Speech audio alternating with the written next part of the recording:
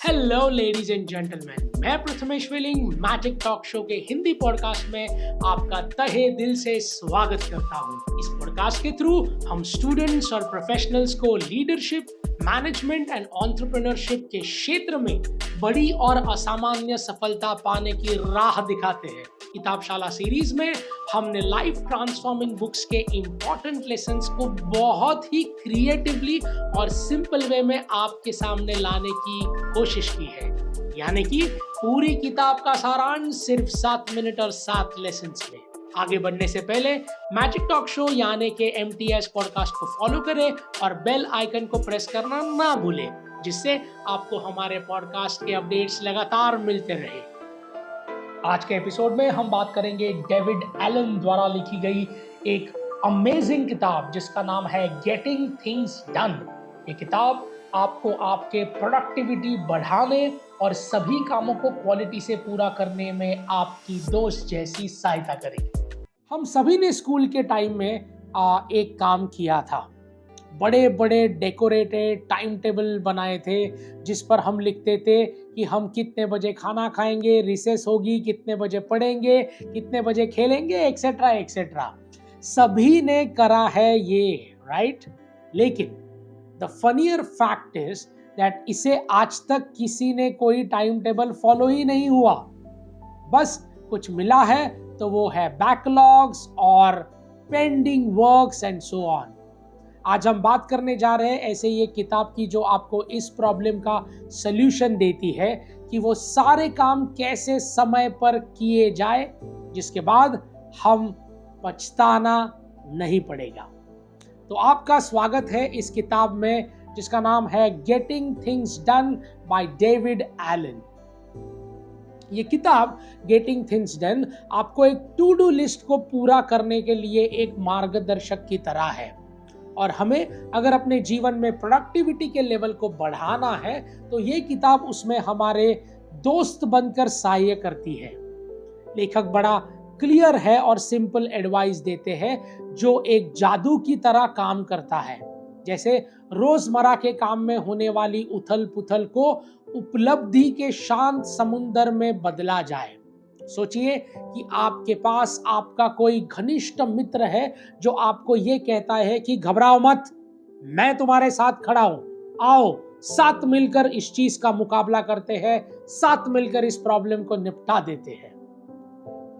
लेखक आपको महसूस कराते हैं कि हर काम करने के लिए एक लक्ष्य का होना जरूरी है और उसके हासिल करना भी उतना ही जरूरी है। अब ये कैसे करना है ये जानने के लिए हम चलते हैं किताब के 7 लेसन्स के ओर। लेसन नंबर 1, अपने दिमाग को शांत रखें, क्लियर योर माइंड। ये किताब हमारे दिमाग को शांत करने वाली एक जादुई चाबी बन जाती है और ये हमें दिखाती है कि जब सारे विचार इधर उधर हो, मतलब समझ नहीं आ रहा हो कि आप क्या सोच रहे हैं और आपको क्या करना है, तो वो एक गंदे और अव्यवस्थित कमरे में एक छोटी सी सुई ढूंढने जैसा है। अपने दिमाग को साफ रखें तो आप अपने दिमाग के अंदर आसानी से एक खजाना ढूंढ लेंगे। मतलब कुछ ऐसा है कि अपने दिमाग की अंदर जाके झाड़ू लगाई जाए। ये किताब एक गाइड बन जाती है और हमें बताती है कि अपने विचारों को अलग अलग डिब्बे में रखें। लाइक खाने के हर मसाले जैसे रहते हैं और एक साथ आप उनको डालेंगे तो आपको कुछ भी समझ में नहीं आएगा। उसी प्रकार अपने दिमाग में विचारों को साफ करें, अलग अलग कॉर्नर्स में रखिए। जब आपका दिमाग साफ सुथरा होता है तो आप भी काम करना बहुत आसान हो जाता है। अच्छा, एक काम कीजिए, एक सोचिए कि क्या आप अपने घर को व्यवस्थित देखना पसंद करते हैं या फिर टाइम में 100 कपड़े एक साथ पहनेंगे? नहीं ना? तो फिर हमारे दिमाग पर इतना बोझ क्यों? उसे भी तो साफ रखने की जरूरत है कि नहीं?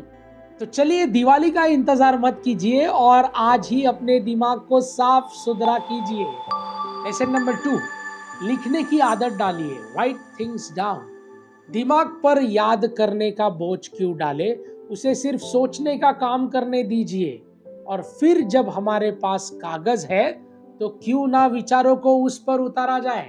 गेटिंग थिंग्स डन एक अद्भुत किताब है जो हमें अपने विचारों को अच्छा और बुरा सभी को लिखने की सलाह देती है। लेखक का मानना है कि हमारे माइंड को स्टोर रूम मत बनाइए जहां आप सारा कूड़ा कचरा फेंक देंगे, बल्कि वो एक क्रिएटिव बुक है जहां सारे रचनात्मक विचार को भरा जा सकता है। जब आप अपने आइडियाज को, अपने थॉट्स को एक पेज पर लिखते हैं तो वो एक फ्रेंडली पेट की तरह होता है जिनके साथ हम खेल सकते हैं और उन्हें अपने कंट्रोल में रख सकते हैं। जब आप कुछ सिर्फ मन में है तो विचारों में सेग्रीगेट करना बहुत मुश्किल हो जाता है और ये सिर्फ एंजाइटी को बढ़ाता है। लेकिन जब आप इन्हें लिख देते हैं तो सिर्फ याद रखिए कि प्रॉब्लम से बचते ही नहीं, बल्कि ये चांसेस ज़्यादा है कि आप उन सभी कामों को जल्द से जल्द पूरा कर लेंगे और ये आपके दिमाग को भी शांति देगा। आपकी टू डू लिस्ट क्या करना है सिर्फ उसी लिस्ट नहीं है, बल्कि ये वो मैप है जो आपको सफलता की रास्ता दिखाता है। गेटिंग थिंग्स डन हमें एक दोस्त की तरह कहती है कि उठो, एक पेन लो, एक पेपर लो और दिमाग में चल रहे सारी चीजों को लिख कर निकालिए और फिर जादू देखिए। लेसन नंबर 3, छोटे छोटे टुकड़ों में टास्क को बांटे, ब्रेक इट डाउन। अच्छा, आपने कभी खेल पहाड़ पर ट्रैकिंग करने गए हो? आपने ये देखा होगा कि जब आप ऊपर देखते हैं तो आपके मन में ये डर सा लग जाता है कि अभी तो बहुत दूर जाना है।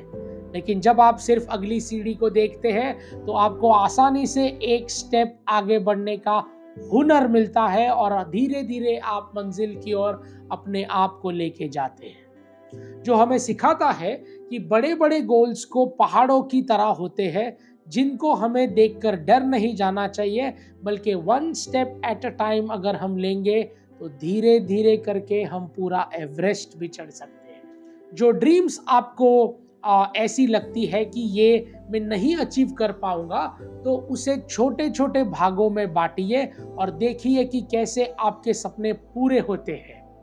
ये एक शादी में खाना खाने जैसा है कि हमको सारी डिशेस खानी है, लेकिन हम सब कुछ एक बार में नहीं खा सकते। हम थोड़े थोड़े इंटरवल में थोड़ा थोड़ा खाते हैं और सभी पकवानों का आस्वाद लेते हैं। तो पहले वो काम कीजिए जो आपके लिए सबसे ज़्यादा अच्छा लगता है, फिर दूसरे तीसरे काम तक जाइए और धीरे धीरे आप पूरे पहाड़ चढ़े होंगे। Lesson number 4, prioritise with purpose. लेखक हमें ये याद दिलाते हैं कि माना आपके पास करने के लिए बहुत सारे काम हैं और आपको डर लग रहा है कि इतना सब कुछ कैसे होगा, लेकिन जब आप शांति से देखेंगे तो पाएंगे कि सभी काम आग नहीं है जिन्हें ट्रीटमेंट से बुझाना जरूरी है। कुछ फुलझड़ियां हैं, मतलब कुछ ऐसे हैं जिनको तुरंत निपटाया जा सकता है, तो उनको तुरंत निपटाना चाहिए।